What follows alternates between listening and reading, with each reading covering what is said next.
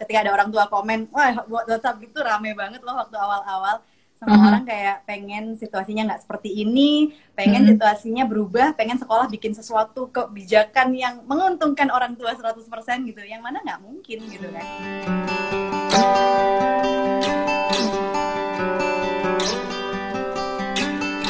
Kita bakalan sharing malam ini bareng sama Mam Erina. Halo Mam. Halo. Selamat malam Mam Citra. Akhirnya bertemu lagi. Akhirnya ketemu lagi ya. Kayak bener kan ya. Beberapa bulan lalu ya waktu awal pandemi. Ini ketiga kalinya Mam Citra diundang oleh Parents University untuk berkolaborasi sharing-sharing tentang parenting. Terima kasih juga sudah mau jadi narasumber kita. Untuk Mama Papa, untuk yang baru aja tahu apa sih sebenarnya Parents University ini, kita ini adalah media belajar untuk orang tua milenial. Karena kami percaya bahwa anak hebat lahir dari orang tua yang mau belajar. Jadi kalau ngomongin jadi orang tua itu nggak ada yang langsung hebat jadi orang tua. Tapi semuanya butuh proses belajar. Walaupun anaknya sampai dewasa nantinya. Benar. Iya benar. Karena kita baru jadi orang tua setelah anaknya lahir ya. Benar. Ada orang yang lahir dengan bakat jadi orang tua tuh nggak ada gitu. Nggak ada ya. Sekalipun ngurus adik itu berbeda dengan ngurus anak sendiri nantinya. Iya, harusnya beda. Benar. Untuk yang sudah follow Parents University _ID sudah pernah tahu siapa Mam Citra. Tapi mungkin yang baru follow agak bertanya-tanya siapa sih Mam Citra Astriana ini? Dia ini adalah co-founder dari Balita, Baba Lili Tata.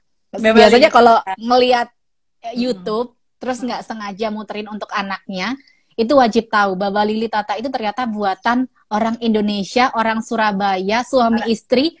Inilah. Suaminya pas nggak ada nih. Oh iya, suaminya pas nggak ada. Berkolaborasi sama suaminya Mam Erina juga. Wah, luar biasa nggak sih? We'll see ya nanti ya untuk hasilnya ya. Jadi untuk Mama Papa ini pas banget. Sebenarnya ini banyak sekali dialami oleh orang tua yang baru aja anaknya ini masuk sekolah. Jangankan ngomongin anak sekolahnya PAUD ya. Kadang-kadang yang udah SD, SMP, SMA, orang tuanya tuh bingung sendiri di rumah.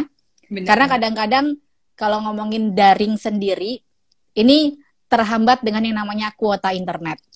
Terus juga gadgetnya. Terus juga merasa nggak maksimal belajarnya. Terus banyak orang tua merasa saya bayar mahal, tapi kenapa saya juga yang harus turun tangan gitu. Tapi sebenarnya kan dari pihak sekolah, guru-guru, kepala sekolah itu tidak menginginkan adanya hal ini. Cuman kan memang kita harus melakukan ini biar proses belajarnya tetap berjalan daripada tidak sama sekali. Ya benar sih, iya. Dan apalagi sekarang kita bahasnya lebih ke mengerucut mendampingi PAUD belajar di rumah. Ini nggak semudah itu. Iya, apalagi yang kayak kalau saya kan ekspektasinya awalnya mau nyekolahin anak dia sekarang playgroup B kan, sekolah pertama kalinya ini. Awalnya ekspektasinya supaya saya punya waktu luang lebih banyak untuk kerja. Nah, jadi kayak kontradiktif banget, malah kebalikannya gitu yang terjadi. Cuman ya gimana kan, kalau kondisinya berubah, situasinya berubah ya pilihannya kan cuman adaptasi, mau gimana lagi ya kan? Benar. Kita harus berubah situasinya. Benar, kita harus cepat beradaptasi. Iya, tadi ada yang tetangga. Makanya itu. Sebenarnya dengan anak berangkat sekolah itu, terutama pada saat dia PAUD, itu adalah me time-nya orang tua banget. Ya, biasanya gitu, iya. Jadi ngerasa kalau anaknya sekolah itu ada perasaan leganya, seneng karena juga anak kita pada akhirnya bisa bersosialisasi, ketemu teman-temannya, belajar sesuatu, dan me time-nya juga untuk orang tua bisa istirahat, bisa beres-beres rumah. Tapi karena adanya new normal ini, akhirnya kita harus cepat beradaptasi. Mam Citra termasuk yang agak sedikit protes nggak sih tentang sistem belajar sekarang?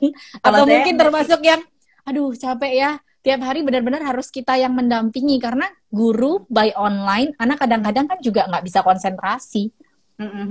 Kalau saya sih termasuk yang nerima situasi sulit ya mau gimana gitu loh. Maksudnya kalau itu sesuatu keadaannya nggak bisa saya rubah, kayak pandemi ini kan terjadinya dari luar saya Benar. gitu. Saya mau protes sekeras apapun nggak berhenti gitu. Jadi saya dari awal nggak ada di posisi bahwa saya harus protes supaya kondisi ini berubah gitu. Karena itu bakal bikin saya stres sendiri gitu. Karena saya tahu seberapa keras pun saya bersuara itu nggak bakalan berubah gitu. Dan saya sendiri juga berusaha bayangin situasinya sekolah. Kan guru-guru itu bagaimanapun juga orang yang bekerja di institusi gitu kan. Dan mereka hidupnya kan dari uang sekolah kita gitu.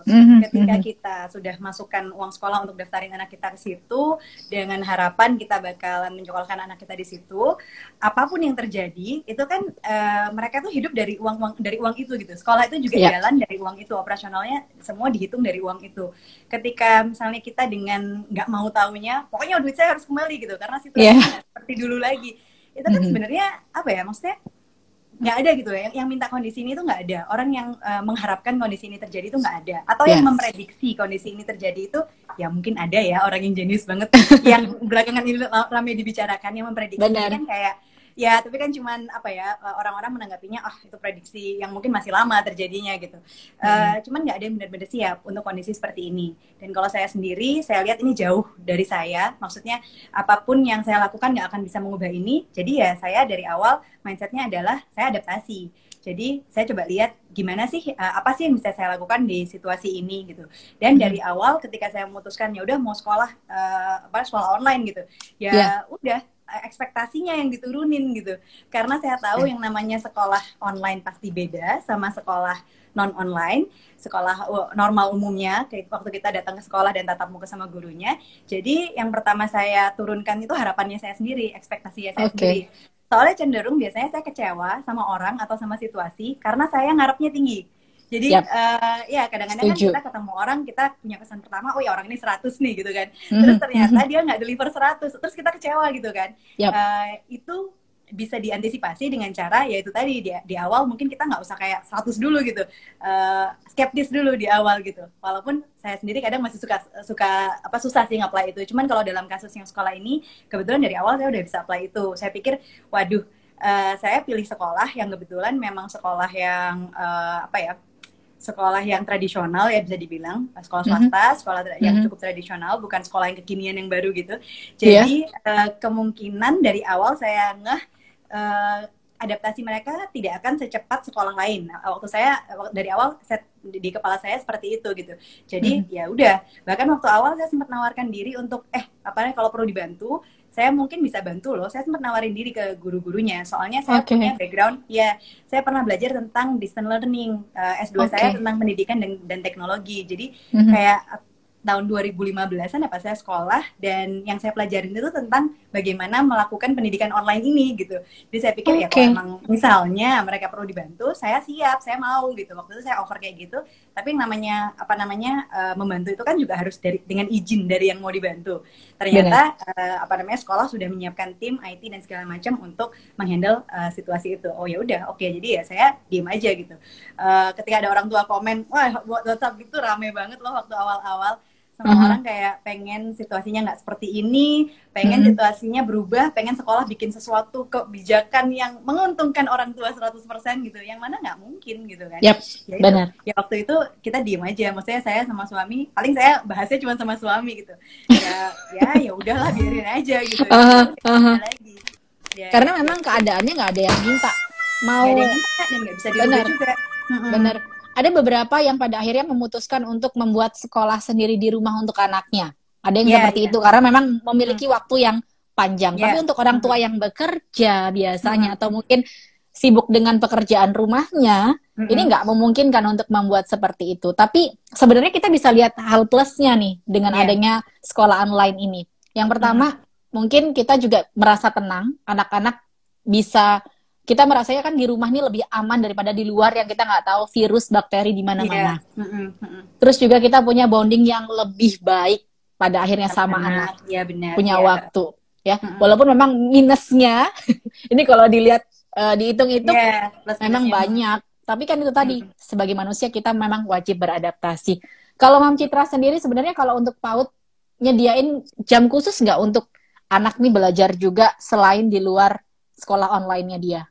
Oke, sebenarnya kalau sebelum saya nyekolahin anak, maksudnya dia punya kegiatan dengan sekolah gitu ya, sebelumnya mindset saya lebih unschooling sih. Sampai sekarang sebenarnya mindset saya unschooling. Jadi saya ngelihat anak saya perkembangannya kayak gimana, saya ngikutin kira-kira dia lagi butuh atau lagi siap belajar apa, saya akan fasilitasi kebutuhannya itu. Jadi misal saya lihat, wah ini kok kayaknya dia udah mulai cukup apa ya, punya kemampuan gerak yang bagus untuk bisa pakai baju sendiri. Maka saya akan berusaha ngasih dia tahu caranya, gimana caranya supaya pakai baju sendiri gitu.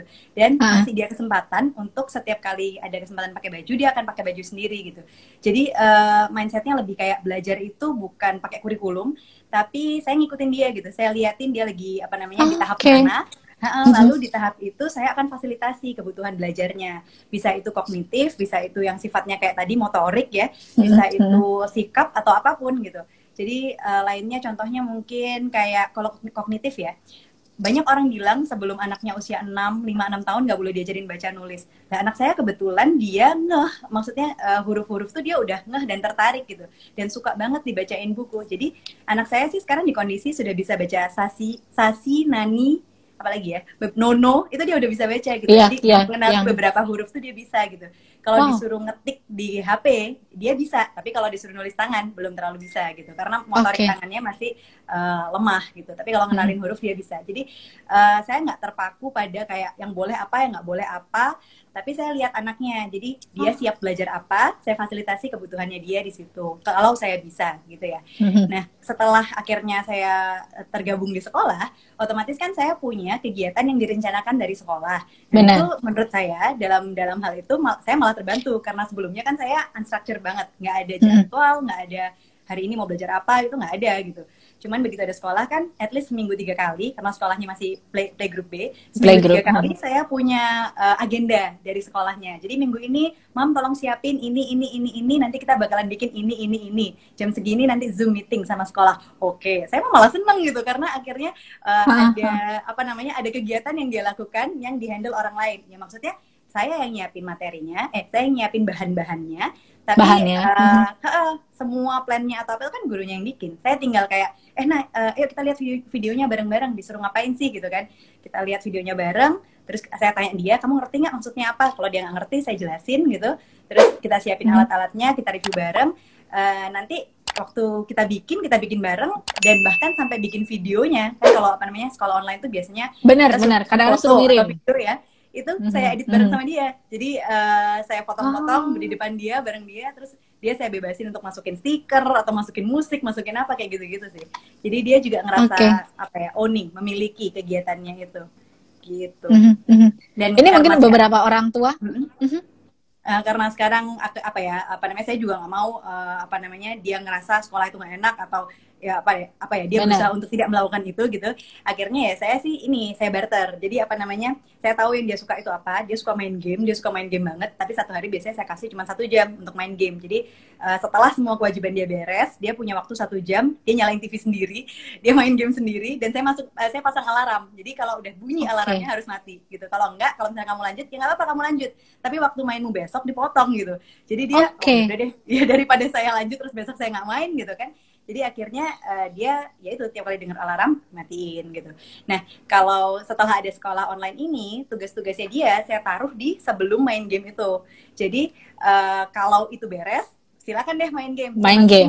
Jadi sekolah itu saya masukin ke list kewajiban kayak gitu. Itu yang yang bikin saya nggak sejauh ini saya nggak kesulitan bantu anak saya untuk melakukan kewajiban yang dia punya dari sekolahnya gitu.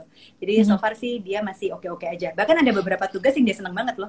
Yang lalu itu ada tugas bermain peran. Jadi kayak pura-pura ke mall. Kita mainnya di halaman belakang waktu itu. Pura-pura ke mall, dorong-dorong troli, duduk di duduk di kursi, belanja kayak mobil gitu ya. Terus pura-pura ke mall, beli-beli barang, bayar-bayar terus dibawa pulang kayak gitu. Itu seneng banget. Sampai sepanjang hari itu Nana mau ke mall lagi. Wah, astaga. Seharian itu kita main itu aja. Jadi ternyata dia juga bisa merasa itu fun gitu. Jadi ya gitu.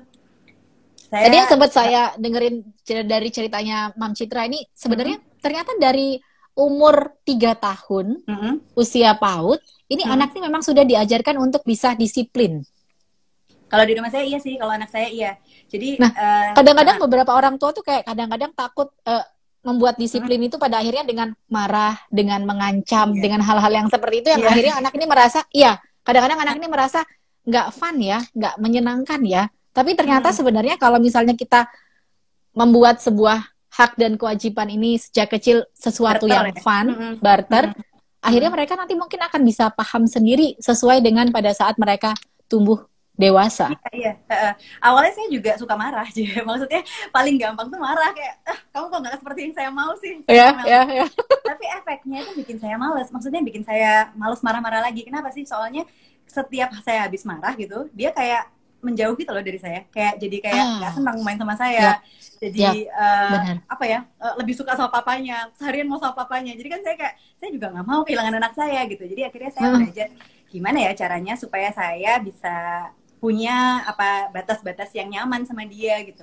Ya belajar terus sih. Mungkin Erina juga tahu di Parent University kan pakai sering pakai Om Toge ya, sering menggunakan Toge. Nah, apa namanya salah satu ininya Rosdito kan dagang gitu. Itu saya apply sih sama Nana. Jadi pemahaman bahwa sesuatu itu bisa kamu dapetin dengan kamu berusaha, dengan kamu bayar sesuatu, itu saya lakukan di rumah gitu. Jadi ya itu akhirnya boleh dicoba. Iya, akhirnya si Nana kalau dia mau sesuatu, misalnya saya template jawab, nggak boleh gitu kan, kemarin udah gitu. Dia bisa jawab kayak gini, saya harus apa? Nana harus apa supaya boleh dapet itu? Terus saya mikir harus apa ya? Oke, saya kasih kerjaan dulu. Oke, gitu sih. Jadi dia tahu. Iya, kadang-kadang kalau sesuatu yang saya nggak mau banget dia lakukan atau dia minta hal yang dia minta beli gitu ya, tapi saya nggak mau kasih, itu yang saya lakukan sesuatu yang mustahil banget. Misalnya kayak saya tahu mustahil buat dia gitu ya. Kamu harus ngitung sampai 1 sampai 30. Dia belum bisa, dia baru bisa sampai 20. Jadi ketika dia sampai 20, habis 20 ya belum bisa ya, kalau gitu berarti kita tunggu sampai bisa ya, nanti kalau udah bisa baru beli itu gitu. Jadi jadi bukan dianya ditolak, tapi dia belum bisa dapat itu karena dia belum berhasil membayar harganya. Belum mampu, benar. Jadi ya, ternyata bisa juga ya, gitu sih. Saya juga coba-coba. Gitu. Benar, oke. Saya pelepasan marah juga. Soalnya kalau wajar lah ya. Sama suami saya lebih sabar. Jadi dia selalu stabil gitu. Sayanya kan naik turun gitu. Jadi ketika saya udah bad mood, capek, akhirnya kan marah ya gitu. Terus ujung-ujungnya dia nempel sama bapaknya, sayanya. Tapi sepertinya hampir di setiap rumah tangga ibu gitu ya? Itu nggak tahu kenapa jauh lebih naik turun emosinya. Kalau bapak tuh kayak lebih yang ya udahlah nggak apa-apa gitu. Makanya nggak tahu kenapa ya. Terus kita ibu-ibu kan jadi nggak rela gitu kan, dia kok nempel sama bapaknya terus gitu. Akhirnya kita jadi refleksi, oh iya ya ternyata mungkin saya galak. Jadi akhirnya saya berusaha apa ya cara lain yang bisa saya lakukan tanpa menjadi galak supaya anak saya bisa melakukan sesuatu sesuai yang saya mau gitu, atau apa paling nggak nyaman lah, maksudnya saya dapat yang saya mau, dia dapat yang dia mau gitu. Benar sih. Anak juga merasa nyaman sama kita kayak teman nantinya harapannya kalau udah besar ya dari kecil juga gitu nyaman bisa cerita apapun, dia bisa menunjukkan apapun ekspresinya dia, dan juga tetap dia merasa kalau semua itu ada aturannya, jadi nggak semua hal bisa dia dapetin karena ada hal-hal yang nggak boleh. Nanti mungkin seiring berjalannya waktu dia akan tahu alasannya kenapa. Iya.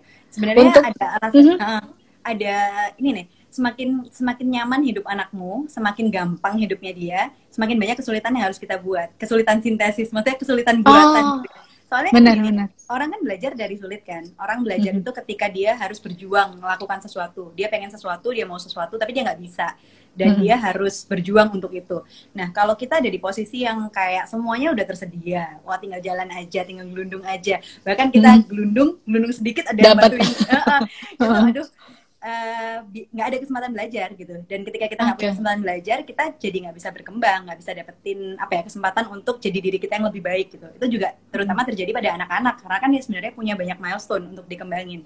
Jadi ya gitu, kalau kita sadar misalnya kondisi keluarga kita nyaman, secara ekonomi misalnya berkecukupan, secara waktu kita punya banyak banget buat anak, secara segala macam itu ya, itu semua yang dibutuhin anak itu kita bisa provide dengan maksimal katakan, itu berarti challenge kita sebenarnya semakin besar, karena kita harus bisa bikin challenge buat anak kita supaya dia nggak jadi supaya dia jadi tangguh, supaya dia nggak jadi gampang nyerah, supaya dia nggak jadi ya gitu.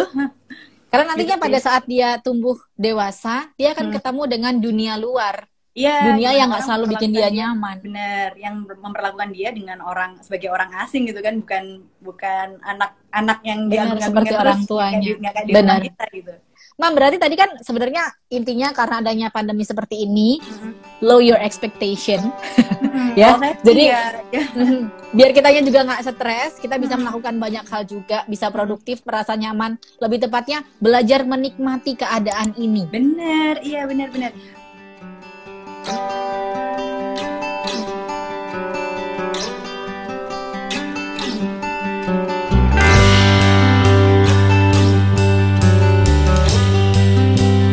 Belajar sama mama nggak enak, Iya, marah-marah. bener-bener.